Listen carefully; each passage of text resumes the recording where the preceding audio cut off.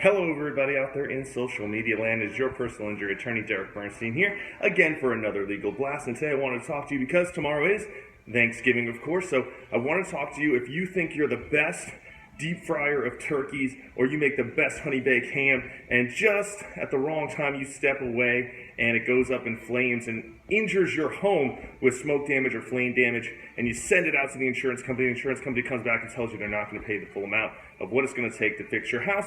You do have recourse.